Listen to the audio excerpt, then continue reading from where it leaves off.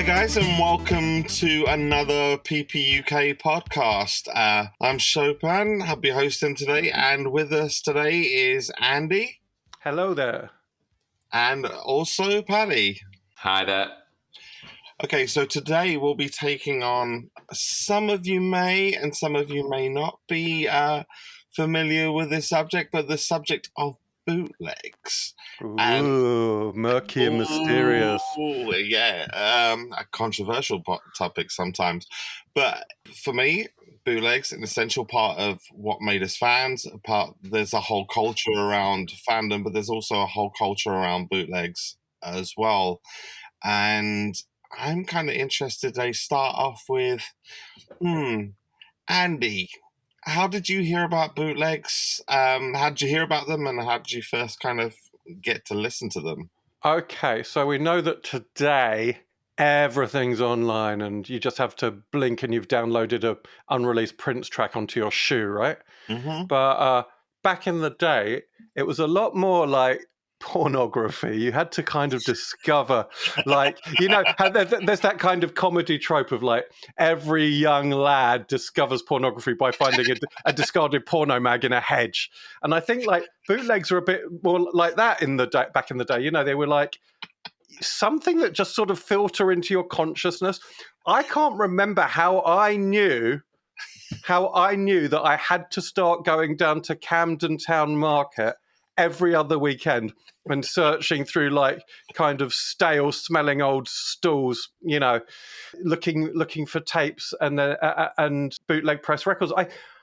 When I got into Prince, it was around the time I got into him for Sign of the Times, and then probably my way in actually was the Black Album, because that was the story of 87, 88, and it was in magazines. It was in magazines like Sky Magazine and other music magazines, NME and stuff.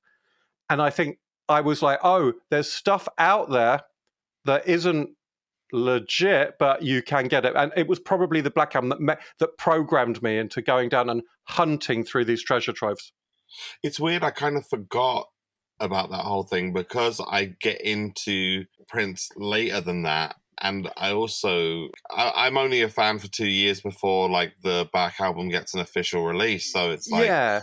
I don't associate Black Album with bootlegging. But that's funny, right? Because I've started with the Megaload, but it's just where my story begins, and I suspect Paddy is around that time as well. But that, at the time, the Black Album was one of the most bootlegged records ever, and what it's got a place in the history of famous bootlegs, along with A Tree with Roots by Dylan, and other bootlegs that I can't bring to mind right now. But the Black Album was a sensational sort of historic moment in bootlegging.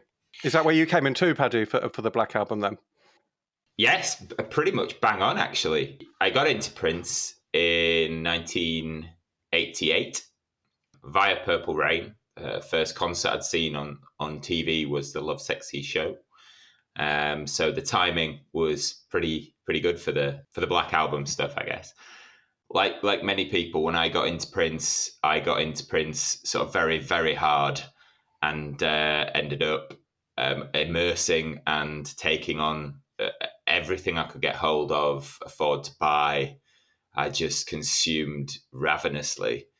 As part of that, the bootleg side of that, prior to Prince, I don't really think I'd ever listened to anything recorded live particularly. And I had to have a really good think before we came on today about how I'd gotten into the bootlegs, or how I discovered getting them. Because back then, I traded tapes. So you were a tape trader. Back then, yes. And I was trying to think about how I became aware of how to get into that, because all this obviously was pre-internet. So this would have been probably more 1989, 1991. And I think it was there was a network of regional representatives who were part of the magazine Controversy. Yeah. Well, I don't want to say names. I don't know if you can say names. Eileen Merton, that'll be the one. And part of that was we had a regional lady from Sheffield who was close to me, and I got in touch with her, having got some pre-sale tickets, I think via Controversy for being the nude tour. This might have been before then that I actually made contact with these people. Anyway, so I think it was through that network. I can't see that it wasn't through talking to somebody via that bunch of people that I didn't sort of find a couple of people who wanted to trade. And it was such a fun thing because at the beginning, there were these rules. Look, if you've got nothing, we'll give you 5, but then we expect you to redistribute for the good of everybody and do your best. If you can always ask if somebody who's got everything on the planet, obviously you can't trade anything with. And they were pretty, albeit this idea of it being a slightly shady thing to do, in my memory, they were all very, very nice people. And I cannot appropriately articulate the excitement of a semi-smashed to pieces bunch of cassettes in an envelope packed with bits of, the old envelopes, the old soft inside the envelopes. It wasn't like a Tetra Pak. Oh, no, is it Tetra Pak, the poppy stuff? It wasn't that. This was like bits of dusty paper in the middle of paper. Yeah. And they dropped through oh man, it buzzes me just thinking about it. They dropped through. I was still at home, still at mum and dad's. They dropped through. I'd rush out. I'd get it. I'd rip it open, and it was like Aladdin's cave. It was wow. And then I'd go walking with my old sharp Walkman to listen to something which was who knows how many generations away. And it was absolutely amazing. I loved it. And it was, the whole bootleg thing became very, very dear to me as a result. And that was the place where I heard some of those most iconic gigs for the first time and got even more deeply into Prince. Yeah, see, for me, it was like I said, I was a fan a couple of years. I think the Black Album had already came out because I was like, 92 I got into it. Then I was and then I have the entire catalogue of before 92 to catch up on in 2 years before the Black Album comes out. So it's kind of like I'm aware after the fact that it was like the biggest bootleg and stuff, but at the time it really wasn't. It was just another album. It was like I remember there was a video after The Word on Channel 4 and it was like Prince announcement midnight, and then there was like, so you like stayed up with the VHS like to record it at midnight, and then said this Black Album's coming out. I was like, I remember getting into bootlegs. Weirdly enough, a friend of my brother's was just like had this recording of, I think it wasn't even a Prince concert. I think it was Guns N' Roses' Use Your Illusion tour. Like this weird cassette with like neon colored sleeve and this weird photocopied neon colored sleeve. And I was just fascinated by this thing. And I said, like, where'd you get stuff like that? And he said, oh, there's a place down in Greenwich Market that sells them. And I was like, oh, first things first, like, do they sell Prince concerts? Like, have they got a Prince concert? He's like, oh yeah, they've got tons of them, tons of Prince concerts. And so I think, okay. And I was like, how much are they? £5 for one, £10 for three.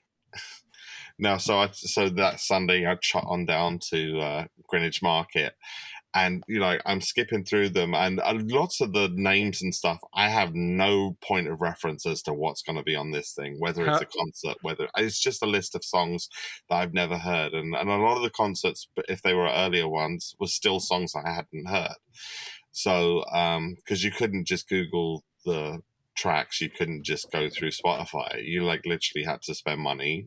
And that's if that album was in. You could sometimes ask to play them on cassette recorders. Do you remember that? Yes. That was, and you'd stand there going, oh, you'd be trying to assess the quality and like hear what the music is, the quality of the recording. If it's an outtakes tape or something, and you're going, oh my God, I've got to have this. And even if it's sort of like, you're like, yeah, I'm still having this. Still on that. And I remember the other thing that was so if you wanted a show, because every show was part 1 and part 2, because they were 60-minute cassettes. Yeah, that's right. The reason they did the 3 for 10 is because some shows were 3 cassettes long, obviously, Prince after shows and stuff. What I settled on was Diamonds and Pearls at Earl's Court. and it was one of like, I didn't know the difference between audience and soundboard recording. I didn't know any of that, like professional recording, amateur recording. So I had this audience recording of the Diamonds and Pearls tour. And when I took it home and played that first version of Thunder, I don't care that I could hear loads of screaming and stuff. There seemed to be this kind of, like, now you kind of listening for, oh, this is a bit bad quality because you've got like tons of stuff that's like soundboard or stuff. At the time, some hissy cassette copy of this concert was just miraculous. And I just remember being so high from listening to it. And it wasn't until he opened the shop in Camden, I went to Camden, I was like, oh, there's another stall that does all of these £5 cassettes, but they have so much more. And that's when I found like unreleased albums and stuff like that, you know, like Dream Factory and, you know. There's a lot to talk about, right? And everyone's touched on it a bit already. But the excitement and the buzz of the illicit is what we're talking about here. And in this, and there's, you know, when I said pornography earlier, there's a similar feel because you're doing something that's transgression here, right? And it's naughty and it's slightly outside of, you know, it's what it's shared in contact with. That is the furtiveness, the kind of hunting through kind of, you know, dingy stalls in marketplaces in a sweat because you've just found something that you've got to have. And that kind of fervor. And also, you've touched on this, Chopin, and you've touched on this, Paddy, too, but the actual artifacts, the tapes, the envelopes with all the dusty paper inside, or like the lurid colours of all that, those day glow colours they use on bootlegs are like nothing else with a photocopy on. It is really, really illicit. It's dirty mind. Yeah, I was just thinking when Chopin was saying about the covers and what have you, and I was thinking of the tape trade and stuff where you trade a painstakingly written, for example, if you think how wordy a Parade Tour set list was, and on a C90 package with a biro and painstakingly written around the world in a day, Christopher Tracy's Parade, new position, and just gone on and on for all this stuff. It was like a little work of art in itself. It's a labour of love, and then in brackets, like featuring elements of I Want to Be Your Lover. They've done everything. Stuff like that all the time. There was a place. There was a little independent record shop called Revolution Records, which was knocked down years and years ago. The building it was in, and that was on the corner, a little corner at the bottom end of town, and they had a little tape, a couple of long wooden boxes with tapes in, and they always had a few Prince ones. And I remember the ones. I can't remember the dates of the concerts, but I can remember the specific ones I got there. There was a pink one, which was two. I think a 90 and a 60, which was Love Sexy from one of the Wembley nights. An orange one, which was Love Sexy from one of the NEC nights. One of my favourite Purple Rain shows ever for his guitar solo in, which was a December Maple Leaf Gardens Purple Rain show, which was like a lurid green, like a ultraviolet green. Yeah, go on. Were you there, or was Mike there? Mike was there. I thought you were going to say that. And wow. Third row, and when Prince did the guitar thing and all the water shot out, it shot out over him. Oh wow! Well, what can you? If you get covered in Prince's waters, I mean, what a baptism that is. Indeed, and then the other one I had was actually a Parade Tour outtakes, which was the first time I heard, and it also had Moonbeam Levels on it. Thinking about it, but the first time you hear there's others here with us, your head just goes, "What?" It was great. Was that Charade with Old Friends for Sale? I can't remember. Again, long time ago. I can't remember the specific arrangement. Because I say Moonbeam Levels was on it, which didn't make sense with the Parade outtakes really, but they probably just shoved some extra stuff on. So a little girl Wendy's Parade on it and that kind of stuff. Yes, the version was Little Girl Wendy's Parade, so it might have been Charade, yeah. So there's loads of other interesting things about bootlegs, which again you're touching on, which is like bootleggers getting things wrong, chucking tracks together that don't match, but that's how you grow up with them. That's how you first encounter them. So in your head, that's the proper track listing, right? And but for instance, right, you know the Pixies album Doolittle. Yeah. The actual, you know, with Monkey Gone to Heaven on it and everything. I taped that off someone's record back in the day, And I did this thing, I bet you've all done it, where you tape the B-side first and the A-side later, right? And that was the running order of the album for me, right? You didn't start with the baser. That's just freaky. Yeah, no, I totally didn't, right? I started with Mr. I believe in Mr. No, I didn't. I had it back. I had it backwards, right? I had it B and then A. Years later, when I bought the CD or the album or whatever, I was like, I had to reprogram myself. Oh, this is what the album was. I thought it was something else. So this happens all the time on bootlegs, where you get a track from maybe 85 that's been bunched together with a bunch of 86 or 87 or 88 outtakes, and you start to put together an errant chronology in your head, which is, fine, because it all sounds great, and that's what you encountered first. And then the other really funny thing about this is we've all had mistranslated song titles through bootlegs, haven't we? So for a long time I knew Databank as Pretty Face, because that's on my tape of Chocolate Box, which is still one of my favorite bootlegs, which has got Joy and Repetition with the drums at the start. It's got Movie Star. It's a fantastic collection. It's really one of my favorite things. But Databank, which is an amazing song, Prince's version rather than the Times, and it's called Pretty Face. Sure, why not?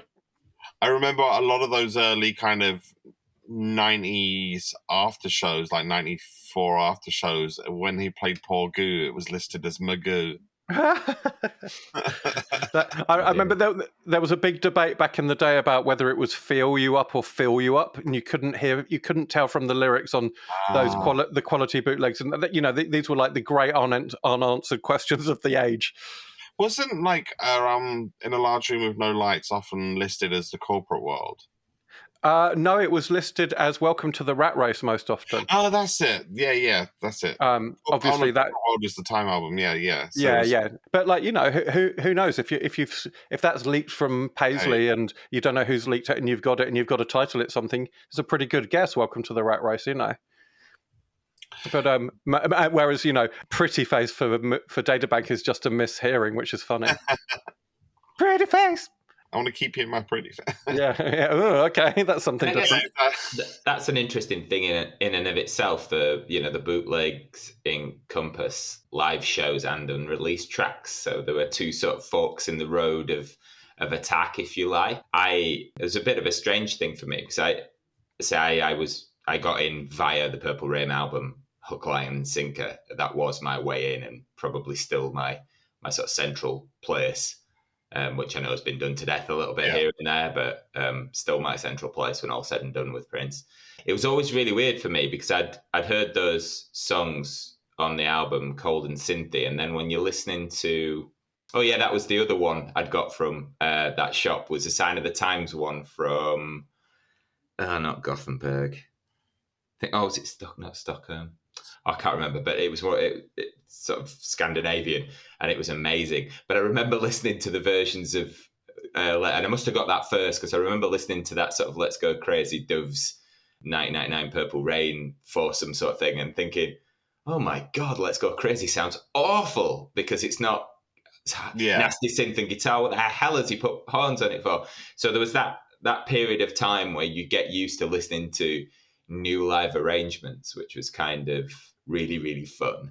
And then the outtakes from that period, there was some stupendous stuff. I mean, I remember the first time I listened to G-Spot and thought, oh my God, this is amazing, and things like that. And then there was some rehearsal which they'd written down as When Doves Scream, and he does this sort of mock English punk version.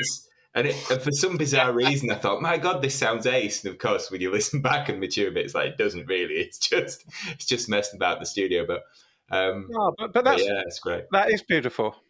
I thought, for me, some of those rehearsal ones were so great because they were just they were so free and they captured little moments, like Billy's Sunglasses and stuff like that. It's just like these weird little moments. And this was the great thing is like, you weren't any less hungry for a new Prince album. Like I was still like, right. Even though I was like buying bootlegs every couple of weeks, listening to these backgrounds, I was still really looking for that next step, that development, that next album. And it's that weird thing that, like bootleg bootlegs were always looked as something that, like hurt the artist financially. And there are huge arguments towards that. And I'm not going to kind of say that we had the right to have them. Absolutely the opposite. But I will say, I probably spent more on tickets, more on albums, more on, maxi CDs and stuff because of the bootlegs. Like, it was like everything became a must-have thing. You hear the clue, don't you? More on this, more on that, more on this. What are you? A moron. Well, the mentality for me is, I mean, nearly everything that was on the sign of the Times Super Deluxe we'd all heard before. But for me, owned copies to varying degrees of quality. But that in no way would have ever put me off. That absolutely, not that it particularly needed to guarantee I bought it, but it was a massive plus that I'd heard them before, and it was like, oh my God, I'm going to hear them in a pristine fashion. It didn't stop me buying anything. It was like made me even more voracious. It would never stop me buying stuff. But I mean, just to take that up though, I mean, there's quite a lot on Sign of the Times that we hadn't heard, even us lot hadn't heard. But I was very impressed by that. Yeah, I mean, definitely. Like, there's a lot. We know this, but there is a lot. Even when you've got more music than you can ever listen to in a lifetime with Prince, there's more out there. But like, I actually, I would never ever not chase bootlegs back in the day at my height of, following all things Prince. And I know other fans will be, oh, I don't buy bootlegs. It's fine. And I'm just like, why would you not? This is the one thing on earth I want more than any other thing. It's Prince music. And to me, it was like, it totally, I never had a moral issue, which is, it was just greed, pure greed and passion for music. It's a horrible seesaw of a line to be across, and a balance of what's right and what's wrong. In my mind, this is going to sound a little bit over-romanticized, but I can't imagine my Prince life without having heard the Minneapolis benefit gig. I mean, how? Yeah. Not from the perspective of, you couldn't call yourself a true fan, nothing like that. Of course you could. But for me personally, not hearing him playing like Let's Go Crazy live for the first time, I just couldn't bear not knowing that.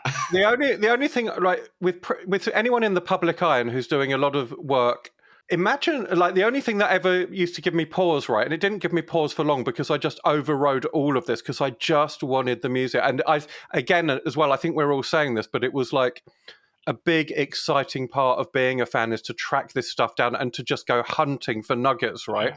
But and so, like, that to me, that that was like my life. But sometimes I would think, if Prince really didn't want these out, and there are fans who think that Prince was secretly leaking it because he, who knows, right? But I don't think he was. But me neither. Well. But actually, like, there is an element of you're looking through the pages of a diary that you shouldn't be, right? And that's the only thing that would give me pause. But it was always weighed up against the fact that in my head, Prince was such a superhero anyway. He could withstand all of that, and he's so outside my idea of what a human being is that I didn't feel like I was peeking into someone's diary in a personal way. It's really weird because I wasn't like bootlegs weren't. I kind of like didn't listen to them to get to know him in that diary sense. I know that wasn't why. No. I'm just saying. Imagine if you did some work and you didn't want it released, and it was released, and people were privy to your thoughts. Yeah. I was always, because I always looked at it as the kind of thing. I want to know how this guy is so amazing. What is it that's so amazing? And so every bootleg, every outtake, every different version of a song that did get released, or what was decided to be released versus what was thrown away, what was incomplete, when it was considered finished, all of those things were just things that made me go, wow, this guy has a lot of decisions to make before an album even gets to us, and he seems to do them so fast, and he makes so many decisions before we even get to hear a song, an album, and it's just so fascinating. So I was it was like, as somebody who wanted to be a musician, it was kind of like bootlegs were school in a way. Definitely. As well as a pleasurable listening experience.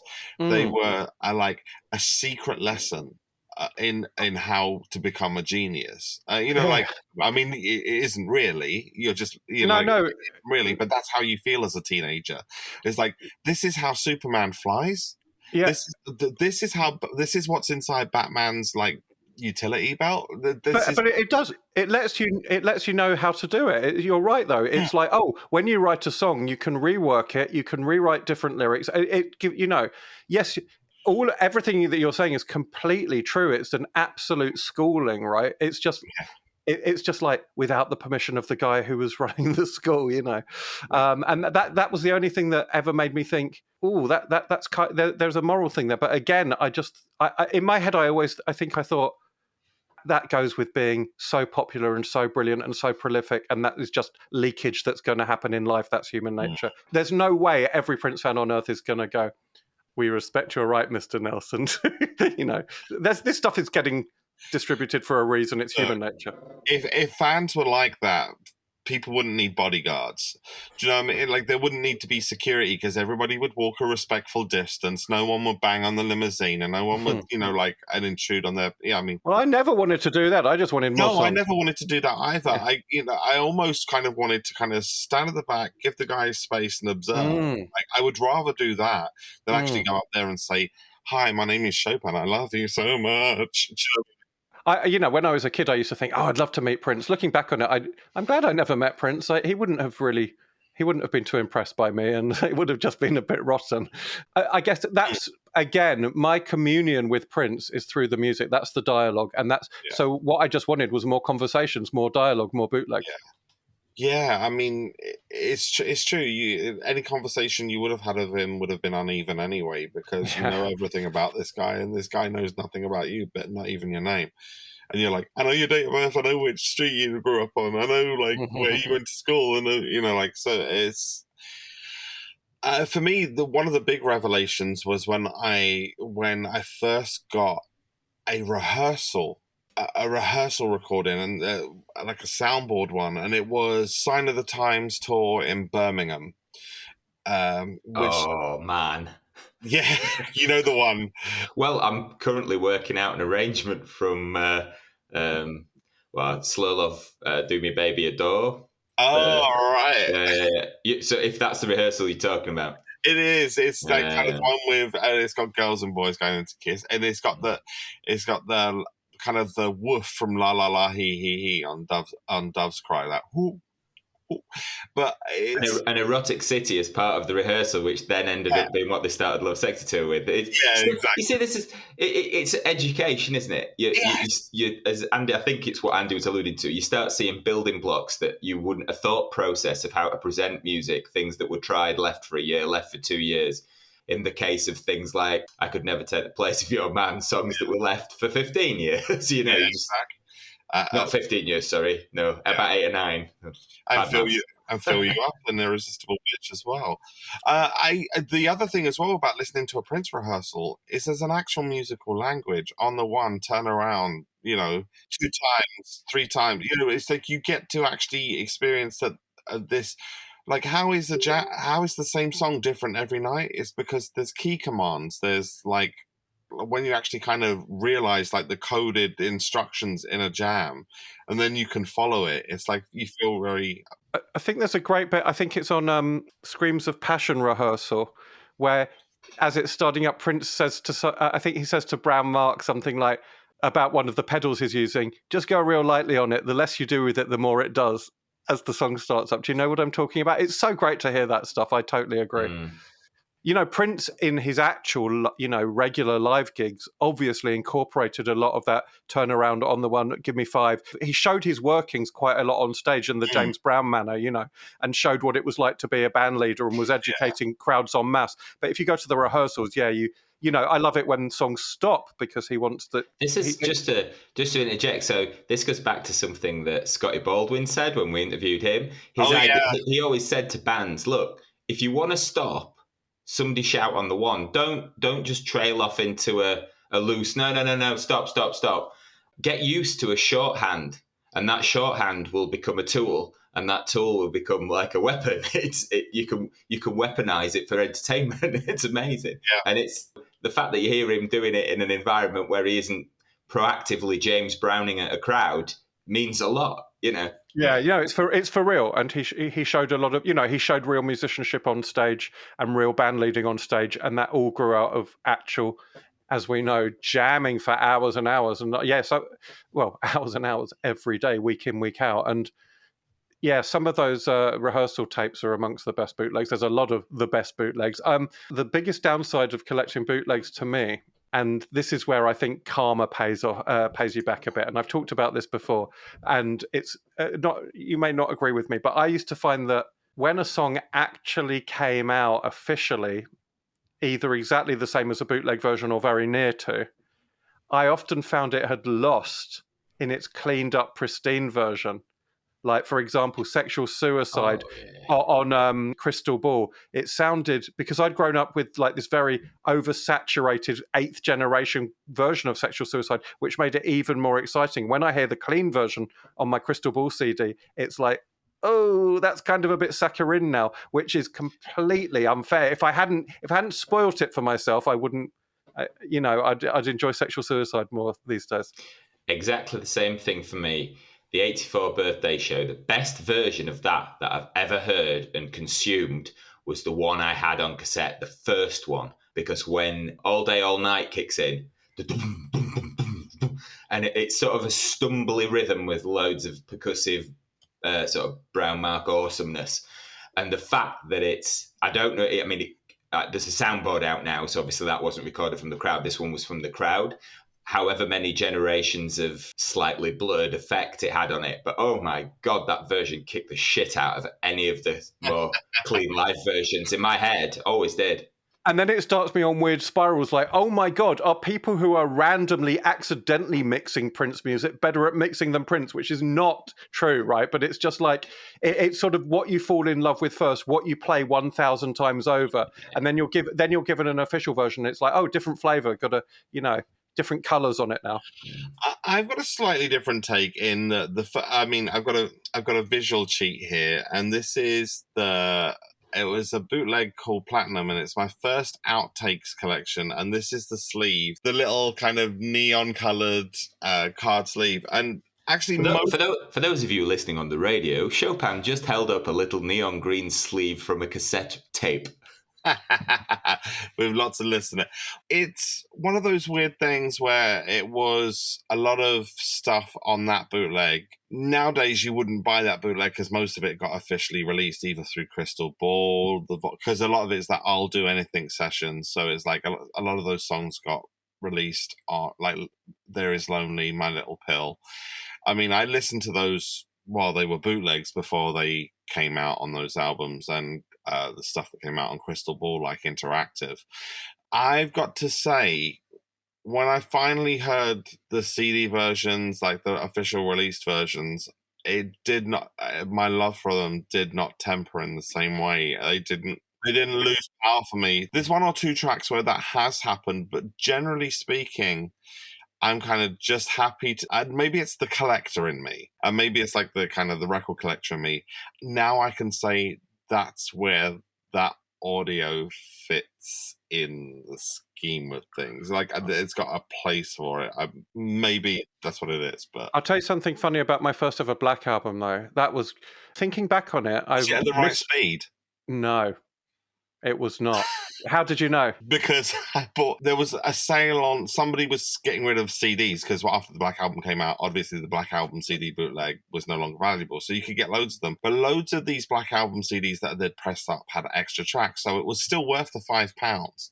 So the album was at the wrong speed, but the other outtakes like Vibrator weren't. So my first ever Black album was, funnily enough, it had a white cover with black type on it, so they missed a trick there. And but it was a tape. It was about 1.3 times as fast. This song's about a high class mama over in Paris, France. Tell me will you dance if? And I was like into that so much. And then I made a friend on holiday who was into Prince, and he was like, "Have you got the Black album?" And I was like, "I have." And he went, "I've got it." We went back to his room to listen to it, and it was his version. And this song's about a high. I'm like, huh? And of course, once I heard it at that speed, I knew it was right. But I had to relearn the Black album.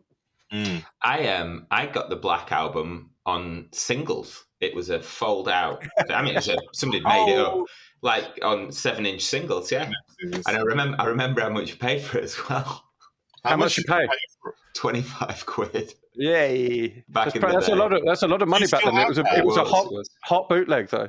Yeah, no, it went with all my vinyl when I parted with my vinyl. Unfortunately, being a technologist, I never held on to anything. So I've been rebuying loads of vinyl that I sold back in the day and doing, this will make my life better if I buy my Rosebud Sledge back again and everything. And I've been buying loads of Prince vinyl lately and also filling in loads of gaps, like buying the 90s and beyond on vinyl. Now they're all being released. And yeah, I've gone a bit mad lately and I just had Plectrum Electric come and all of this stuff. So yeah, that's making Chopin happy. But so I keep bumping into stuff on eBay and it's just funnily enough, not without thinking about tonight's episode, by accident I saw a bunch of old Black Album bootlegs on eBay. People are trying to charge 50, 60, 100 quid for these various rare bootlegs. It's pretty funny. The one that I remember, it was just a normal Black Album, like kind of bootleg, but it had like a neon green sticker that said Black Album in bubble. I remember that. You could either get it with the orange sticker or the green, like the neon orange or the neon green sticker. Well, there was apart from that kind of really lurid Dayglow cassette paper with photocopies on. By the way, a lot of bootleggers used to find like the coolest photos. They would always have like a photo that was just like better than, just one you hadn't seen, even if it was in such low quality photocopy. It just looked really good, right? And but as or on the vinyl they used to make, the bootleggers, or still do, they'd employ some artist to do a version of Prince with 3 faces for one of the Sign of the Times. Oh, I had that bootleg. The Paris after show. It's called He's Got the Look, right? Yeah, He's Got the Look. And it's a good bootleg, but it's a horrible cover. That's not a good cover, but that's not a good example of what I was going to say, which is sometimes the art on bootleg stuff was like, it's so great to see a bunch of different designers thrown at Prince because you get all this kind of, alien results, really. Not that one. That wasn't a nice one. But again, just the same way that sometimes the best merch at a concert is the guy selling the T-shirt on the ground outside afterwards. A lot of these sort of alternate or fanciful made-up bootleg album and singles and outtakes covers were really cool, really, very attractive. They're trying to flog these things to you. I think also bootlegs, as well as serving the purpose of kind of creating like this kind of like illicit, almost illicit bed of like whispering, like secret kind of levels to like a fandom, they also acted, the ones that were like for sale on stalls and stuff, not the ones that were like traded copies, like Silver Press or pressed up ones.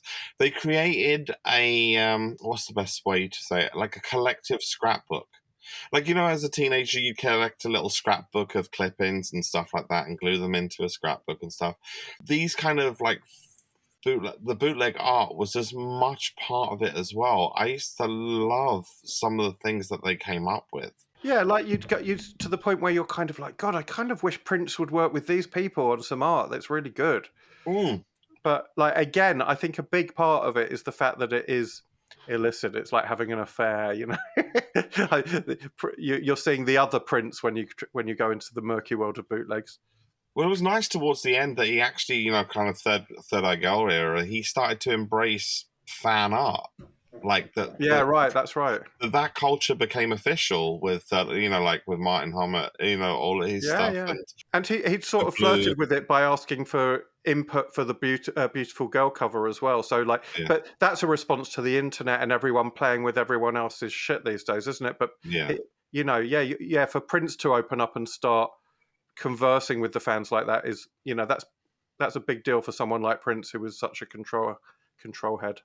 I don't know what sparked the inclusion of it, but I guess he got to the point where he saw it as, I don't know if he made his peace with what the bootleg culture was, or I mean, I imagine there was an element of the tide. The floodgates are so wide open now.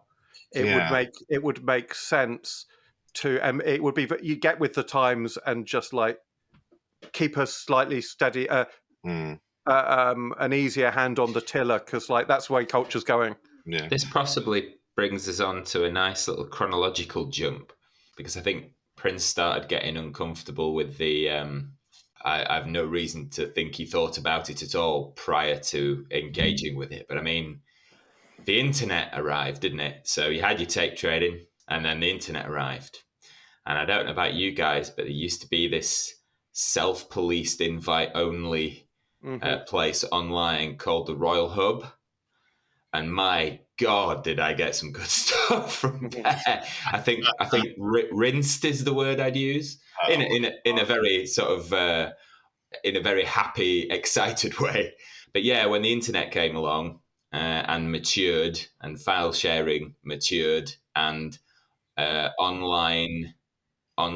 small online societies started sort of coming together, groups of people, forums, and technologies that benefited and complemented that kind of thing. All of a sudden, if you were a hardcore fan, you could, you really could, because there was you weren't waiting for an A4 sheet of paper that had been meticulously written out to see what somebody had and see if you had something they hadn't got, so you could offer them that to see if they'd tape it for you that you might get 3 or 4 or 5 weeks later. You had a little hyperlink with something on, who thought, my God, I thought I'd never hear that, or that's the only show in that tour I haven't got. Click, and then, well, we'll say back then, an hour and a half, 2 hours later, you'd have it. It's like, wow. Well, the internet did bring people together in real life as well, and that's where I know Chopin from, and plus you now, Paddy, by implication, right? But by implication, that's not the right word, but indirectly, but by extension. But it was, what was it called? What was that internet meetup group called? Was it? Oh, it's called it's called Meetups. That's right, Meetups. So you could start any bunch of people with a like mind in a interest in a subject could start up a meetup, and you'd go online to advertise it, but then you'd actually meet in real life, right? So it's like digital analog. And I met you, and I met a bunch of people at the Prince meetup, and that's where we know each other from. But then the big jump for me, because by that time I'd been like, I didn't follow Prince's bootleg career at all much in the 90s and beyond for a while. But suddenly there was this talk of the infamous wall-ups and the... the wall-ups. The wall-ups. Well, they were amazing. We would go round to whoever was hosting. It sounds really dodgy, but we'd all go around to whoever was hosting for the weekend, and everyone would kip over in sleeping bags on the lounge floor or whatever, and everyone would just bring all of their files and start burning and copying and listening and watching together. And it was, having taken my off the ball bootleg wise, suddenly you guys all had stuff that was just making my eyes pop out of my head like a Wolf in a Tex Avery cartoon. I was like, I did not even know this was available. You've got this in on video, even stuff I'd never even heard on audio. You've got it on video. I was dying, and I was just like, feed me.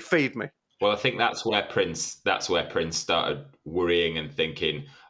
If he was thinking about it, I suspect the thought process went, well, if they had something that was 7 generations old on a cassette tape that they had to send by mail that might get smashed, or they can get something within an hour that's an exact digital copy and really, really good quality, I suspect that's where his thought process went anyway. Weirdly, with one of the more, I remember a very particular time at one of the wall-ups, because what you'd have is 3 or 4 different computers burning different CDs and stuff, while we were all watching it was kind of like a cinema. It was just like, this is the bootlegs we'll be watching today, and one of the ones was Miles Davis, New Year's Eve show, Sign of the Times, which is weird. And I remember Andy's face when he saw the video, and he saw Miles Davis come out, he was already vibing on that version Beautiful of Beautiful Night. And then all of a sudden, Miles Davis comes out, and I remember the look on your face was beautiful. It was just like, am I watching this? But you're right, and you've certainly reminded me of something I might pick as one of my favourite bootlegs if we get onto that bit in a bit. But yeah, I couldn't believe this thing existed. I couldn't believe that since my taking my eye off it, the bootleg trade had jumped so significantly and gone, especially the big jump was going from CDs, which, yeah, sure, and then basically file sharing and file burning, and we all had hard drives, and I was like, I look away for 2 years, and when I come back, it's exploded. It's on steroids. It's so weird because no matter how much file sharing, how much CD burning, tape trading, or everything went on, everybody that was in that room had bought all of Prince's albums. Nobody was asking to burn a copy of like Parade. Nobody was asking to burn a copy of Love Sexy, or they weren't even asking to burn like rare official stuff because they'd searched and they'd got all of that. This was real niche kind of bonding over real niche stuff. This is what you said, Paddy. It's like, I want to hear everything I can for my own journey. It's not, and if the only way to hear it all had been to actually pay for everything, you would have done that too. But if you can share it, a lot of the times you did pay for it. Exactly. We'd all paid our dues many times over. Like so much so. And I think there wasn't a single time when I was presented with an official product and a bootleg product that I picked the bootleg product. No. I always, like, whatever was released comes first, and what's left over you spend on bootlegs. Some of those titles become, because obviously the bootleggers give some of these really imaginative titles, those titles become as important sometimes as the official. They're part. Like these are the footnotes of rock and roll history, and they have been. They have been time out of mind. This is the stuff that happens in the shadows. It's the foothills. It's the footnotes. It's really the thickets. It's great. Everything that's out there for the official folks and the guy on the street, that's easy peasy. You can turn on a radio or tell Spotify to play something and it will do it, and you didn't even make a choice. But if you find you like something and you've got a passion and you like a little bit of illicit activity, go exploring, because you're going to find this stuff, and that's where it lives, and it turns you on, and it makes the music even more exciting, even more mythological and mystical, and it enriches things so much, adds so much texture to what you think the culture is. This is culture. And it's also the excitement of finding a gem, an unusual song in a set.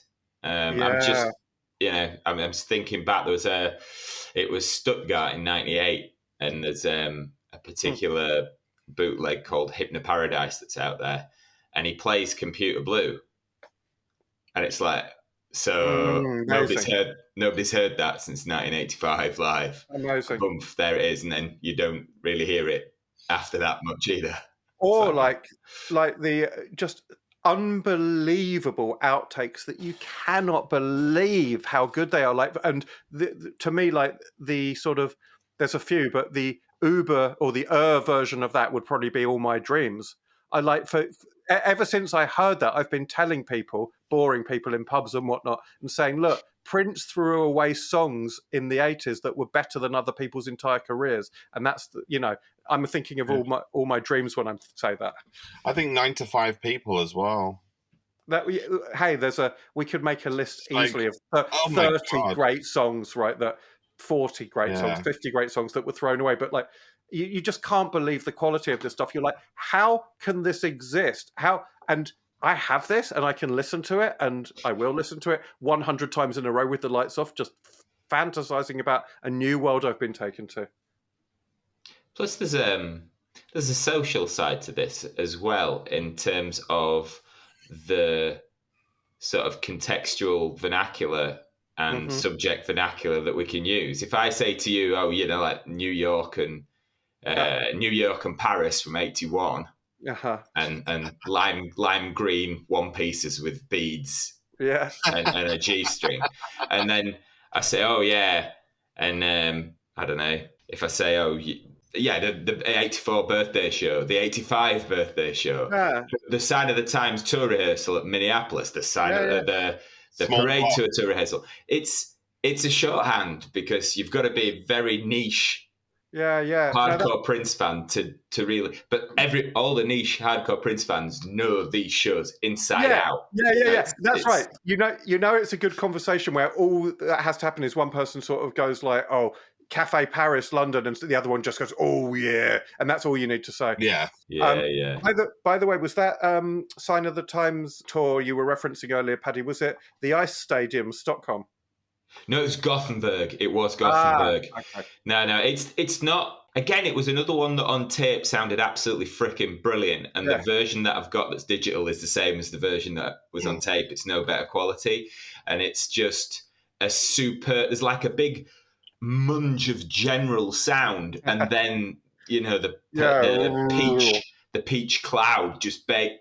So, and he's doing one of his signature sort of guitar spots that I'm aware of playing, it's amazing. Again, right, especially with the live stuff. I know it's true of the studio tracks too, but like that oversaturated or distorted or low generation copy, it brings you weirdly there sometimes. Like it makes you feel like you're in the crowd for that concert. Yes. And it's murky. Oh, well, as a Sign of the Times recording, if you listen to the Sign of the Times recording, sort of on the which is the one on the on Super Deluxe. I've forgotten where that one's recorded from. It's a Dutch one, I think. Dutch one, okay. Right, yes, you're right. But if you listen to this Gothenburg one, when the loop comes in for the drums on Sign of the Times, it sounds a damn sight better. And it really sort of in your face. And because that's a very fat sound, because of whatever state of the recording and where the mic was and what the venue was like and what the PA was like that night. Yeah. All those magical currents come together to make something which just sounds like an AT-AT smashing through your house. Yeah, right. And it's just like, wow. And all the sharp bits, the the little synth parts that are in between are really, really sort of at the forefront as well. Yet you hear the sanitized version, well, the version as it would have sounded from a sound desk.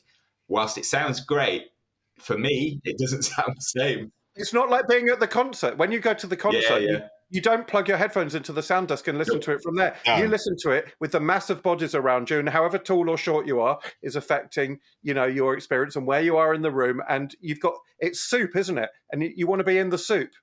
Yeah. Yeah, I will say, though, that there's particular bootlegs that are, like, I find so intriguing and so exciting because they're super clean and super, like, Sendai, Osaka, and Nagoya from Love there are Sexy. some good ones, for sure. They're just so stunning because you can't hear, you can kind of hear a ghost of the audience, but it could almost be it's recorded so clean, it could almost be a rehearsal. Absolutely agree that there are gigs where that works so well, and you get that soundboard one, and it's like Small Club is obviously a good example. Yeah.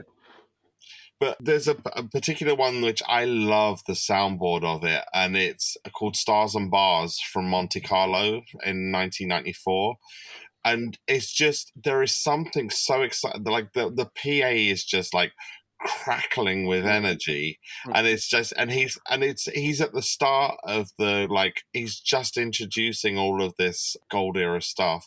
It hadn't become like, like in the kind of the Japanese concerts where they were great in 96, like they were great, but like he was yet to be kind of like had played this 1,000 times. They were still working on it, and it was just the energy in it, and you just unstoppable. You could feel the band like rolling down the hill, and like it, you not to be stopped. It was just like, and a part of that is that it was recorded in this room where like none of the sound escaped. It was just like booming. So like that again, it's a perfect storm, right? It's a great room for it. It's a great performance and everything comes together, and like it just so happens that turns out to be a great soundboard recording. I think when they release things on the SDE and stuff, they have almost the wrong agenda in mind. They forget maybe about, they're trying to present something clean and kind of polite, and maybe a lot of the excitement comes from keeping it soupy in some ways.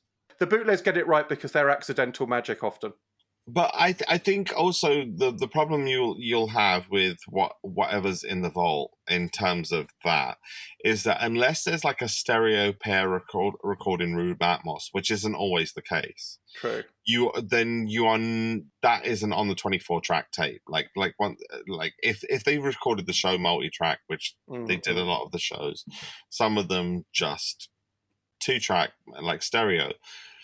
But unless they've mixed in like a stereo pair of Atmos mics or whatever, recording this sound, and that tends to only be if it's for like release, if they're recording it for like a professional release, then often that kind of recording of the room isn't there to be had. No, fair. Let me reframe it then and just say that I think another great part of, you know, what makes bootleg culture so exciting is that it's more like Wikipedia. It's not a newspaper with a house style. It's more like Wiki. Every bootlegger and every guy recording something does it their way, with their level of expertise or otherwise, with their level of good equipment or otherwise. It goes to whoever's going to be mastering it with their level of expertise or otherwise, how many generations down. And you get crowdsourced, you know, art. You know, you get something that's messy, that can never be categorized. There's nothing definitive. Sorry, there's nothing ever clean cut about the world of bootlegs. Yeah. It's a big sprawling rubbish tip, and it's brilliant. Yeah, and like, you know, for all of these classics, there's also that tape that you got that was virtually unlistenable. You know, there was just like there was just all cymbal and high end of the guitar and that's true. And you were sat next to the girl that was going, "I love you, Bray." That is true, but also your favorite part. But also when you're you know, when you're invested in this bootleg and you want to hear it, it's amazing how much treasure hunting your ears can do to get meaning from it, even a really bad quality tape. You're like, yeah, but I want to hear the gig. So yeah, it might not be one that I'll play 100 times, but I'll play it 35 more times than anyone in their right mind should do. Yeah, because I'm gleaning meaning out of it. Case in point, there's this late 90s Paisley Park gig around like 96 where he's just trying out doing this weird version of Face Down over a loop. Like he's just playing, like, it's not even the loop from Face Down, it's just a weird, you know, it's just like a weird kind of loop, and it's like a version of Face Down that's like nothing like anything before or after, because it's just what he was doing there that day, and he just decided over that loop to start doing Face Down. Now the only recording we've got of it is this like kind of dictaphone at the back of the room. Oh yeah, of a really big room, and it's echoey, and you can hear the delays on the kick and the drum kit. But you know what? You can strain yourself to kind of filter through to listen to that version. Yeah, because like you've just heard something extraordinary, and you're like, you want to decode it. You said it. I mean, serious bootleg hunting and listening and enjoying is, you know, that separates the day jobbers from the lifetime careerists, really. Sometimes I don't know if I went if I took an unofficial PhD in Prince, or I would just went on a beautiful adventure. You know, like either way you want to look at it. It was like a study, it was a work, it was a journey, and I got, like, for all of the effort, money, and everything I put into it, it was so worth it. It was so worth it. And it's still going on. So, well, I don't know why you're talking about it in the past tense, because you never quit. No, oh my God, no. I mean, I kind of see these special editions when they come out and they add, you know, songs that have been long in the bootleg realm into the official realm. I kind of see those as kind of an end to some of the work. It's like you still do that. You'll always be doing the work into this guy's stuff. It's just too vast. There is just too much stuff. It is kind of unfathomable, the level and rate and amount of creativity that he put out there and kept to himself. But I love when these things come out. I love, like, when the piano and microphone 83 thing that we all had for a while finally came out. It's like, well, now I know what was sat in the vault on that cassette. That's, you know, like so that piece of the puzzle is kind of in place. It's like it's when they officially come out, it's like, well, they don't always have to officially come out. I mean, like I was using the 84 birthday show as an example. Well, what were we on 20? I bet it was probably less than 10 years ago that the soundboard surfaced for popular consumption. And then you've got stuff like about, I don't know, a couple of years after that, I think it was the Madison Square Garden parade shows surfaced soundboard And the versions. 82 First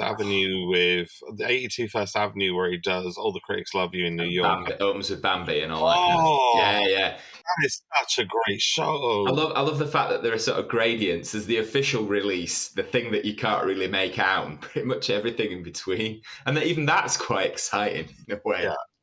It becomes patchy in terms of some eras there's more stuff, some eras there's less stuff. But it's just a continuing thing.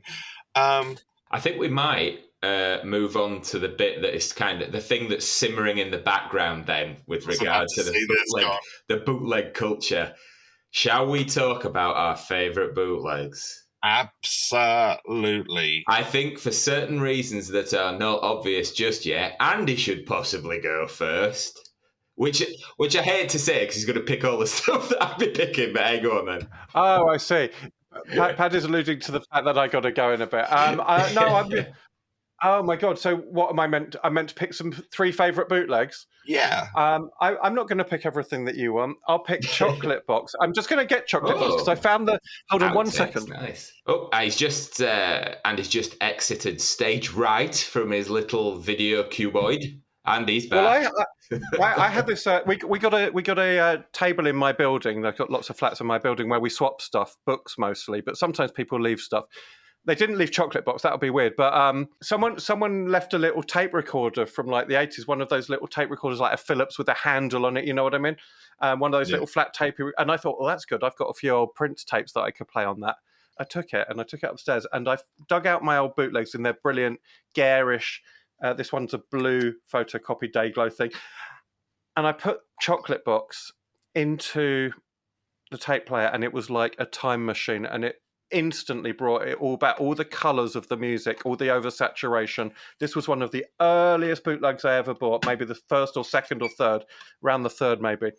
And the track listing is Movie Star, Place in Heaven, Starfish and Coffee, slightly alternate, Ballad of Dorothy Parker, very slightly alternate, Joy and Repetition with the drums on the top, Pretty Face, i.e. Databank, Girl of My Dreams, Can't Stop, We Can Funk, which they think is called We Can Fall, and All Day, All Night. And it is absolutely a collection to die for. It just, excuse my French, everyone, fucking rocks the motherfucking house. It does.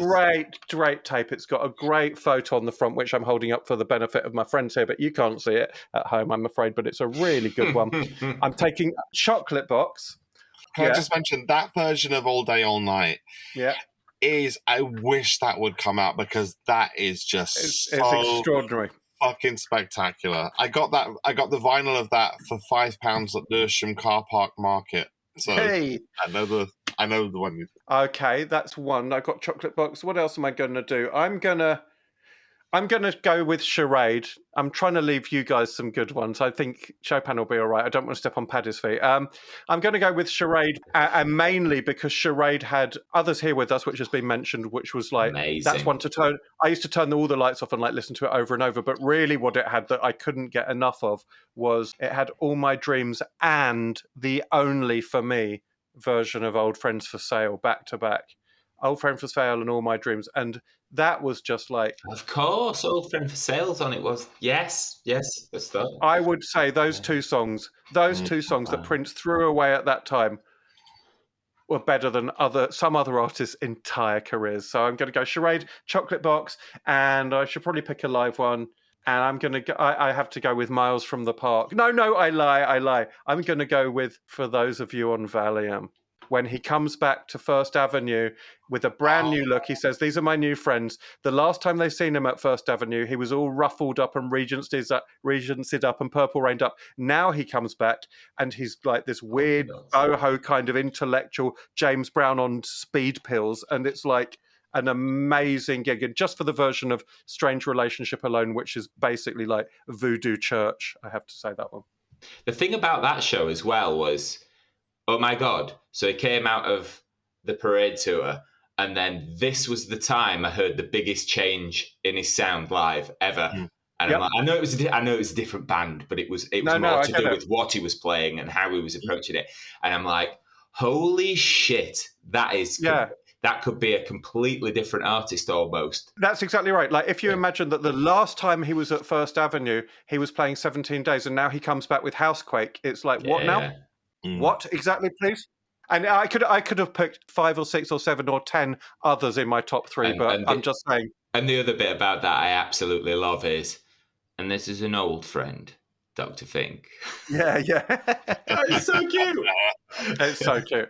Chocolate Box, Charade, and for those of you on Valium, 3 very, very good bootlegs. It ain't a bad life, is it? What about who's up next? Paddy. Oh, God. I struggle because there's so many. So an absolute cornerstone for me is obviously the Minneapolis Dance Theatre benefit where he premiered the Purple Rain stuff. The rawness of Let's Go Crazy, and there's a bit right at the end of the solo where it sounds like he's accidentally knocked his guitar lead out of his socket. I don't know what it was because he hasn't, because I've obviously seen it on video now in better quality. But that's amazing. That version of Case of You, I mean, Jesus wept. It's absolutely amazing. You've got the version of Purple Rain, which was recorded for everybody who's listening knows all this. But just hearing the rawness of Computer Blue and the rawness of I Would Die For You, they're a lot starker, a lot even colder on that recording. I think the bounce all the way back to Dirty Mind for When You Were Mine for the second song after Let's Go Crazy. Why the hell didn't he do that more often? That was fantastic. All those things. That one for me is just an iconic Prince show. It's massive, absolutely massive. The next one would then be that 84 birthday show for a bunch of reasons, really. I mean, opening with 17 Days, opening with a B-side, okay, it wasn't a tour. But that version of 17 Days, where it sort of builds and it doesn't have that weird, the bass tapping bit that it has on the album and all that kind of thing. I just think that is utterly sublime. Sounds amazing. And as I say, that whole show sounded completely different on the generational tape that I had all that time ago. And hearing stuff like Our Destiny and Roadhouse Garden, and again, all day, all night, smashing it through.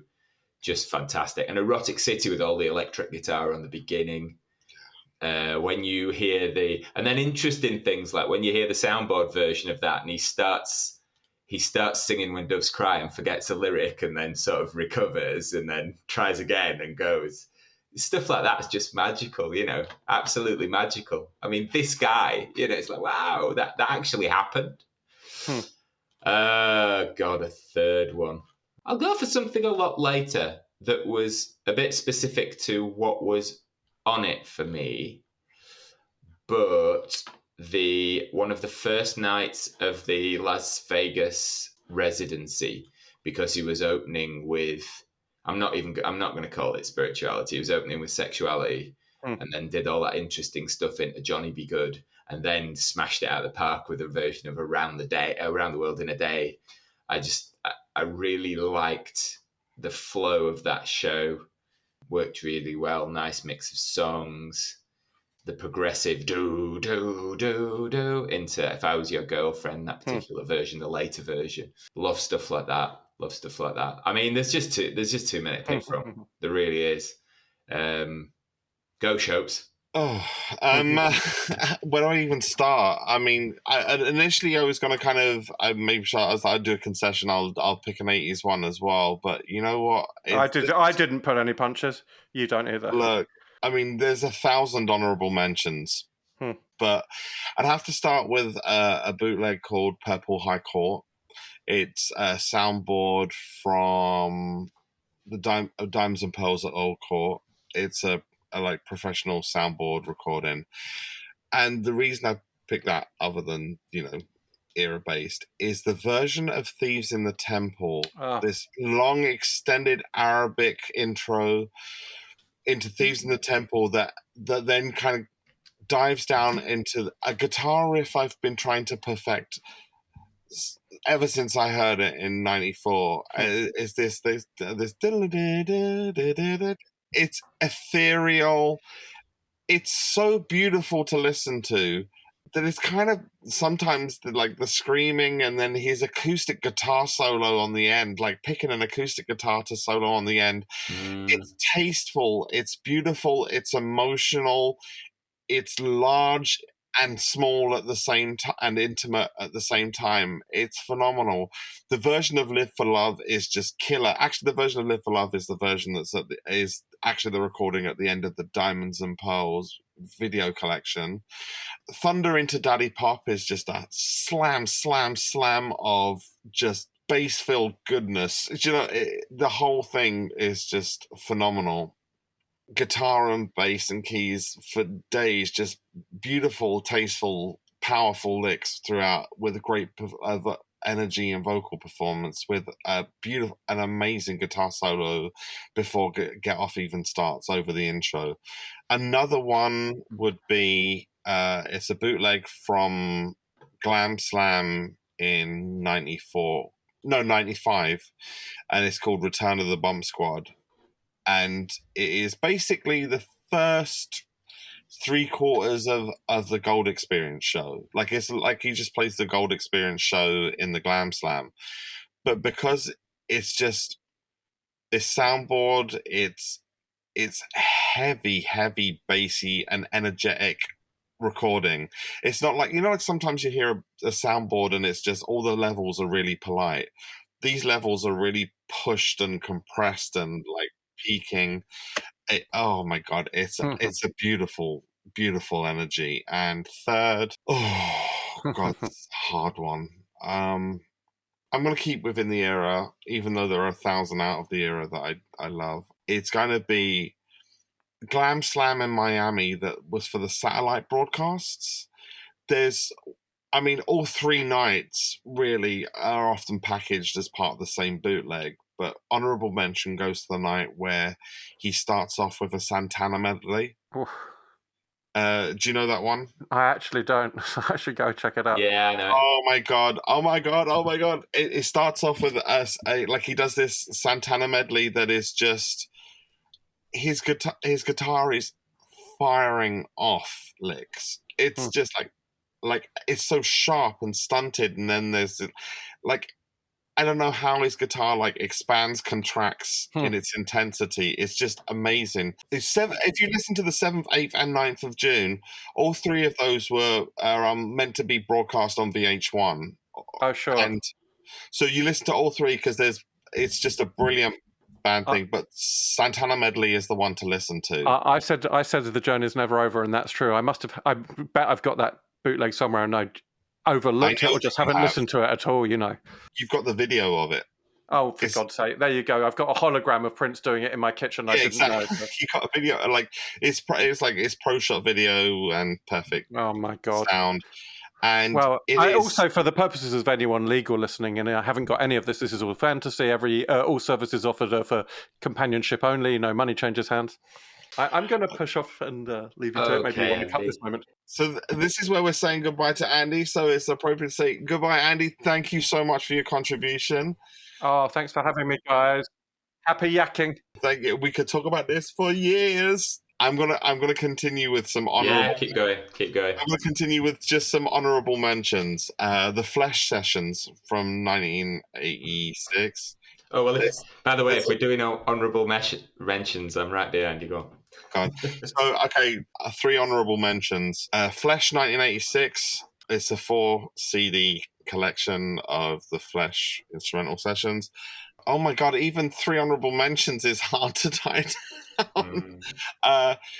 Indigo Nights, the after show at the Indigo, 28th of August 2007, where it was just Prince, Cora, and Josh Dunham and then a guest with Shelby, just doing a just a bass, drums, and guitar rock after show. I was there. It was spectacular. It was amazing, and the bootleg captures the energy. Third, I would say, while I'm thinking about that, what's your honorable mentions that you're going to think of? Oh, I've got a few. I mean, there's one that's just turned up on Spotify, the Rock Over Germany, the Act 2 show. Spotify? Greatest hit set. It certainly is at the moment. It's tricky to search for. I don't think it's listed in the general Prince listings. I can't remember how I fell over it, but it's there. It's on Spotify. I just wonder if it was a radio transmission and there was licensing and they've put it up there. But the rules have changed, haven't they? Yeah. So that's up there. Oh man, other things. so much. Some of the earlier shows I like. I think it's the Washington controversy show that starts with sexuality and all that, all those years ago. That's fantastic. The Montrose shows from 2007 and 2000 and sorry, the Montrose shows from 2009. Sorry, not the 2009 ones where he's the red suit. Oh, there's so much you can just drown in it. I always liked a lot of the curated stuff that was done as well, which I think, going back to Andy's point, this kind of feels extra naughty. I don't know if you got the work sets.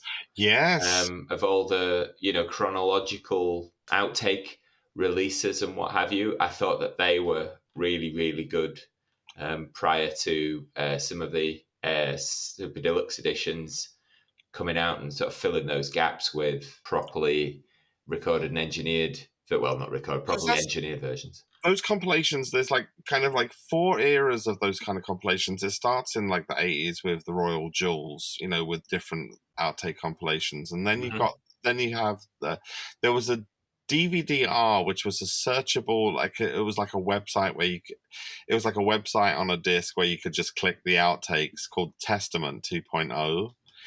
And then they came out with the work series, and then after, I think the most current one from it's probably about 10 years now, but it's Blast from the Past as well. Probably about 5 or 6 years. It's amazing how much of this stuff there is. Those curated sets were fantastic. I mean, it's a bit like the City Lights sets. I guess it only really speaks to it's mostly 80s. Well, it's all 80s stuff, I think, up to Love Sexy, but those are great because they basically get a couple of decent shows from each tour and then add all the rarities, television appearances and sort of that kind of thing. And those were always great to listen to and to wade through. It almost felt more naughty that somebody'd sort of, because of that sort of archival and curating process, it was almost as if because they'd structured it a bit, it felt as if it was almost slightly more naughty than it should be, if you know what I mean. So yeah, that was a funny one. All the birthday shows, the 85 shows are cracker. They're all sort of good. It's good weird. Stuff. I think it was so weird when he became when he stopped celebrating his birthday because of this history of amazing shows on his birthday, because those Glam Slam shows are his birthday shows, albeit his first birthday as Symbol. The birthday shows were always really fun shows, like Parade in Detroit. Oh, wow. So it's always there's a fantastic birthday bootleg for every year. Yeah. And just, like I said, similar to finding a rarity on a set list, but there are also points in time where he's just on it. There is Love Sexy shows, Atlanta, I think there's 2. In fact, hang on, I've got the date. Yeah, it's 1988, October 13th and 14th. I think it's the second night. Yeah, when he goes into controversy, he keeps it repeatedly dropping kick drum, just down to the kick drum. And you can tell he's just in that place. And it's slightly faster than normal. And he keeps calling it in and then dropping it out and then calling somebody to do something and calling it in and dropping it out. And I hadn't heard that on any other bootleg from that tour. And he's just in a place on that night. And those are the special things. It's just like, wow. I think things like that are astonishing. And of course, then special shows, right? How about the Yokohama gig in 1986, hearing guitars getting smashed and all that kind of thing? I mean, deep stuff. The same tour, the 3 shows from Wembley Arena, when he came back and fell back in love with the English after they'd panned him at the Brit Awards. I would, if we're talking about 80s things that we want, the full film that was shot the night of the Café de Paris after show in 89. Yeah. I would the clips from that documentary is there must be more. It's endless. And I kind of, this is why I sympathize with the estate when they're trying to get this stuff together. It's sure, they've done a great job so far, I think, with the Sign of the Times box set. I think you can't really fault. 1999 either. And if they go on like that, it's successful. But like, even picking what live show is on there, you're never going to cover it, because let's say you cover Love Sexy with one show in its entirety soundboard. Well, there's subtle differences. The guitar solo from Anastasia, do you pick the night where, he goes mental on Controversy with the kick drum and dropping it down? And then that doesn't tell the full story of the Love Sexy era band, because then you have the after shows, and and the songs and the rehearsals, or the songs that were rehearsed, like Positivity, and that weren't part of the regular set every day, or the 80s jam. And hey, there's that one-off rehearsal of Rebirth of the Flesh as well on those sessions. Oh my God, if that had made it into the set. But yeah, what's the rest of the rehearsal sound like? It's just like, it's never ending. I know what you mean, though. I sympathise. I know what you mean. I'm starting to sympathise slightly less with the estate, as they seem to have gone on a go slow. But it's so difficult. I've said it on other podcasts. I liked Prince more at a certain time of his existence than perhaps another time, because some of his beliefs and some of the things he did don't chime with me. I don't think he was a bad guy all in all. He was who he was. He did what he did. He still did great. There's still great bootlegs from those eras. Like, very much amazing One Night Alone after shows. Oh yeah. Vega is. But I always come back to, my relationship is with not the superstar. It's purely with the music. So I'm just like a child when it comes to bootlegs. I even accept, the few purists that there are out there who are like, you absolutely shouldn't listen to anything at all that he didn't intend you to listen to. Otherwise, you failed him. He's the master. You can't. I'm like, I can't help it. I need to, as I said before, I need to have heard that. It's part of, how did Andy put it? It's part of the journey. It's part of the whole. And if it's there, can you really resist listening to it? No way. I think I had sympathy with that point of view up until the point he died. And because then you're talking about like a person's right to privacy and what have you. But look, we've got a well-established thing in society that after they die, if they are an important person, then artifacts, their personal notebooks, blah, blah, blah, all of that stuff, the things that go into making the work, elevate from being just things that are a private person's private things to being things of significant cultural importance, because they are telling something about somebody that did something and represented something. It's true in politics, it's true in entertainment, it's true in all kind of spheres of life. Once a person of importance dies, those things kind of get elevated to artifact level. Now, I personally think Prince is that important. And therefore, I look at it like, I look at these now. I mean, beforehand, I was listening to them anyway, but I knew that I couldn't make a moral case for it. I was just greedy teenager, kind of wanting more. But now, from the perspective of, I don't know, this might be me just justifying anything that I do. I just think it's like looking at, there are whole exhibitions of Rembrandt and Rembrandt and Da Vinci's sketches. Now, I don't see the difference between listening to Prince's demos and looking at Da Vinci's sketches. To me, neither one were intended for public. They served a purpose in aiding creating a masterpiece, and they're enjoyable within just themselves.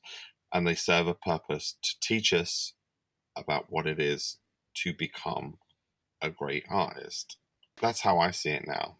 But, if people disagree with me, it's a valid point either way. Yeah, no, I really like that sentiment. Similarly, I feel I'm walking, just like you, I'm walking a fine line between, does it just justify something, but it makes sense as well. And I think, like you say, after he's gone, those variables are different. Can I add a caveat on that?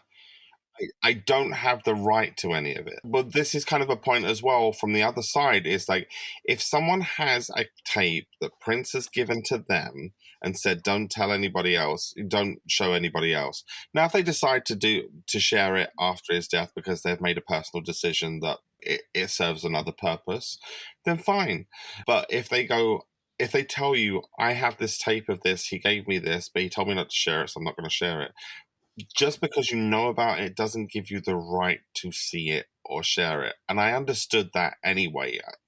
So whatever I got to see, I was grateful for. Whatever I got to listen to, I was grateful for. And I was lucky to. And I was in the position to. I think it should be out there, but I don't necessarily have the ultimate right to. Yeah, no, I don't think you had to add the caveat. No, that's fine. Yeah, absolutely. For me, it just... Perhaps because I'm not, I'm into the band to the degree, but I'm far, far, far, far, far more into the music. So subsequently, this stuff is all so precious. You know, why wouldn't you want to hear him on form shouting drop to kick drum? I mean, what's wrong with that? It's just purely joyful. Snare drum pound on the 2 and 4. I don't know. But similarly, I can't, you know, I'm desperately aware of the fact that rather suits me as well. So I'm not ignoring anything directly. It just is what it is. We've all made our rationales with this stuff. Well, guys, I hope you've enjoyed us rambling on about something that we've been spending a lot of our time doing over the past, I was going to say 20 years, but it's far more than that, 20, 30, 35 years of doing, with the hours and hours of enjoyment it's given us is all addition. None of it is subtractive to the main Prince experience. It's all, you know, it's been something that's given us friends. And I get the feeling that a lot of people listening will be in a very, very similar position with this kind of thing. And it strikes me that perhaps, I mean, we could sit here all night going through something from every tour. Perhaps we should when we've got through all the albums, talk about all the tours individually as well. So I'd be very up for that. I am for that. Okay, so guys, thank you for listening. I hope after this you pick your favorite 3 bootlegs. Just put them on again. Thank you very much for listening. This has been the PPUK Podcast. All right. Good night, everybody.